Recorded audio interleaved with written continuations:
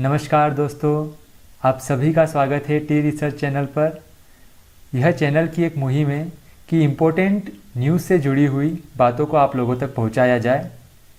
आप लोगों से अनुरोध है कि अगर आपको इस चैनल का कंटेंट अच्छा लगे तो ज़रूर लाइक एवं सब्सक्राइब करें। आने वाले वीडियो से जुड़े रहने के लिए बेल आइकन को प्रेस करें। हम बात करेंगे इंडिया और चाइना के बीच के बॉर्डर डिस्प्यूट को लेकर और समझेंगे कि भारत और चीन बॉर्डर डिस्प्यूट का इतिहास क्या रहा है। यह हमें समझना होगा कि भारत और चीन दोनों वैश्विक महाशक्तियां हैं। अगर इनके बीच में टेंशन बढ़ेगा तो यह दुनिया के लिए अच्छा साबित नहीं होगा। ज़मीनी लड़ाई का मूल कारण रहा है मैक्सिमम नेचुरल रिसोर्सेज पर कब्जा जमाना। प्रधानमंत्री मोदी ने भी हाल में कहा है कि अब एक्सपांशनिज्म का इरा खत्म हो चुका है। सो यह चीन को भलीभांति समझ लेना होगा कि कश्मीर एवं लद्दाख और पूर्व में अरुणाचल प्रदेश भारत का अभिन्न अंग है। भारत के इस मैप में आप देख सकते हैं कि भारत के विवादित हिस्से पाकिस्तान और चीन के साथ में हैं। भारत चीन के साथ पश्चिमी और पूर्वी हिस्सों को मिला करके करीबन 4000 किलोमीटर लंबी बॉर्डर शेयर करता है। यह बॉर्डर वेस्ट में लद्दाख, हिमाचल प्रदेश, उत्तराखंड और ईस्ट में अरुणाचल प्रदेश से लगती है। LOC मतलब लाइन ऑफ कंट्रोल, यह भारत और पाकिस्तान एडमिनिस्ट्रेड कश्मीर को अलग करती है। यहाँ एक शब्द का यूज़ किया जाता है, वो है डिमार्केटेड। इसका हिंदी में मतलब होता है सीमांकित, मतलब कि ये लाइन को काफ़ी क्लियरली डिफाइन किया गया है। लेकिन LAC जो कि लाइन ऑफ एक्चुअल कंट्रोल है, जो भारत और अक्साई चीन यानी चाइना एडमिनिस्ट्रेड कश्मीर को अलग करती है, वो क्लियरली डिमार्केटेड नहीं है। यह बात कुछ अजीब सी है कि जो लाइन ऑफ कंट्रोल है वो डिमार्केटेड है, लेकिन जो लाइन ऑफ एक्चुअल कंट्रोल है, वास्तविक नियंत्रण की जो रेखा जो इसे नाम दिया गया है, वो सही तरीके से डिमार्केटेड नहीं है। इसे क्लियरली डिफाइन नहीं किया गया है। भारत और चीन दोनों ही इस लाइन को पूर्ण रूप से नहीं मानते हैं। यहाँ हम एक और टर्म का यूज़ करते हैं जिसे हम बोलते हैं ग्रे एरिया। यह उस एरिया को बोलते हैं जो न तो भारत के हिस्से में आता है न तो चीन के हिस्से में। इस एरिया की बात हम आगे करेंगे। भारत का उत्तर पूर्वी राज्य अरुणाचल प्रदेश, जिसे चीन दक्षिणी तिब्बत का हिस्सा मानता है।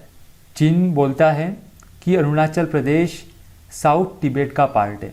हम एक और बॉर्डर लाइन का जिक्र करते हैं जब हम भारत चीन के बॉर्डर की बात करते हैं। यह लाइन है मैकमोहन लाइन। यह लाइन भी LAC line of actual control का हाल फिलहाल में हिस्सा है, लेकिन 1914 में इस सीमा को तिब्बती अधिकारियों ने ब्रिटिश अधिकारियों के साथ मिलकर सुलझा लिया था, क्योंकि उस समय भारत में ब्रिटिशर्स का राज था और ये इलाका भी तिब्बत के अंदर आता था। सो तिब्बतियन अधिकारी और ब्रिटिश अधिकारियों ने मिलकर एक समझौता किया कि McMahon line Tibet, south Tibet और ब्रिटिश भारत को अलग करेगी। मैकमोहन लाइन 1914 के शिमला कन्वेंशन में ही तय कर ली गई थी और दलाई लामा ने भी इसे स्वीकार कर लिया था। लेकिन फिर भी क्यों चीन ने 1962 में इसे बड़ा मुद्दा बनाया और युद्ध किया? क्यों आज भी चीन इसे नहीं मानता है? यह चीनी आर्मी का गलत रवैया कतई मान्य नहीं है। अब हम बात करते हैं LAC line of actual control की। ये शब्द का इस्तेमाल जोउ इनलाइन ने उनकी एक लेटर में किया था, जो उन्होंने 1959 में भारत के तत्कालीन प्रधानमंत्री जवाहरलाल नेहरू को लिखा। जोउ इनलाई उस समय के चाइनीज़ प्रीमियर थे। आपको बताना चाहूँगा कि चाइनीज़ प्रीमियर चीन में राष्ट्रपति से सबऑर्डिनेट एवं प्रधानमंत्री के समकक्ष पद होता है। 1959 में LAC लाइन का जिक्र जब जोउ इनलाइन ने अपने लेटर में किया था, तब उसका जिक्र केवल एक इनफॉर्मल सीज फायर लाइन के तौर पर किया गया था। लेकिन उसके बाद भी चीन उसी सीमा को मानने के लिए भारत पर दबाव बनाता रहा। 1962 में प्रधानमंत्री नेहरू ने इसे मानने से इनकार कर दिया और तभी भारत और चीन के बीच में युद्ध छिड़ गया। 1962 में नेहरू जी ने कहा था, देयर इज़ नो सेंस और meaning in the Chinese offer to withdraw 20 kilometers from what they call line of actual control. What is this line of control?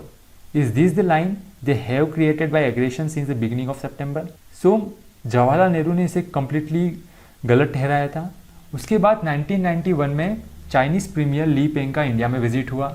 वो पीएम नरसिम्हा राव से मिले और दोनों इस समझौते पर पहुंचे कि हम लोग शांति और स्थिरता बनाए रखेंगे एलएसी पर। They have understanding to maintain peace and tranquillity at LAC. इस बात का जिक्र किया श्याम चरण जी ने अपनी बुक में how India sees the world. This book was very famous at the time. उसके बाद इंडिया ने फॉर्मली एक्सेप्ट किया एलएसी का कॉन्सेप्ट जब नरसिम्हा राव ने रिटर्न विजिट पे किया चाइना को और बीजिंग में ये डॉक्यूमेंट साइन किया 1993 में। 1993 के बाद ये समझौते को 1996, उसके बाद 2005, उसके बाद 2013 में पुनः माना गया, लेकिन चीन अपनी हरकतों से बाज नहीं आया। उसके बाद भी 2017 में डोकलाम के विवादित डिस्प्यूटेड एरिया में चीनी सैनिकों ने घुसपैठ की, यहाँ पे कैंप लगाए और काफ़ी लंबा स्टैंड ऑफ चला। हाल फिलहाल जो अभी खबरों में आ रहा है कि चीनी सैनिक जिन एरियाज़ में टेंशन क्रिएट कर रहे हैं वो इलाके हैं गलवान वैली, उसके बाद में हॉट स्प्रिंग एरिया, कांका पास और पेंगोंग लेक।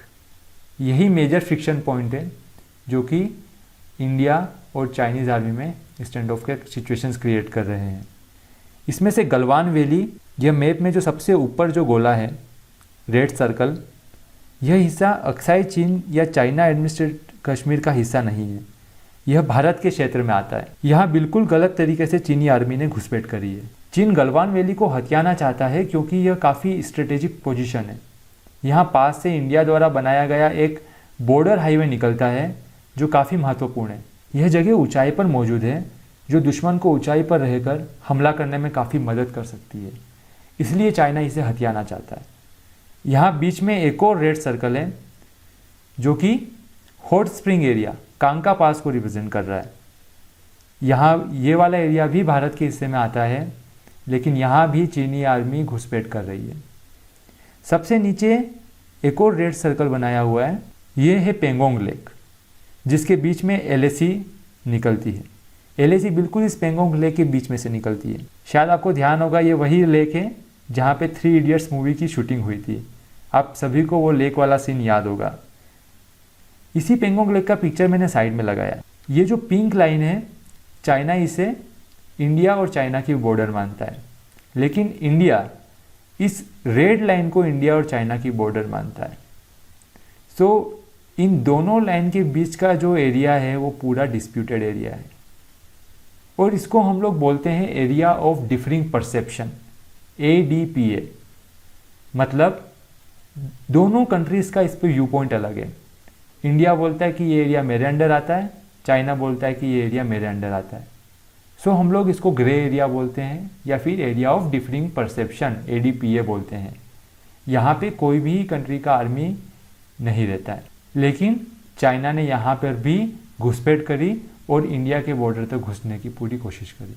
सो यहाँ पे भी तनाव की सिचुएशंस क्रिएट हो गई। चीन काफ़ी हद तक अंदर आ चुका है। चीन की यही चाल अशांति पैदा करती है जो आपसी द्विपक्षीय रिश्तों के लिए सही नहीं है। Thank you so much. Please like and subscribe our channel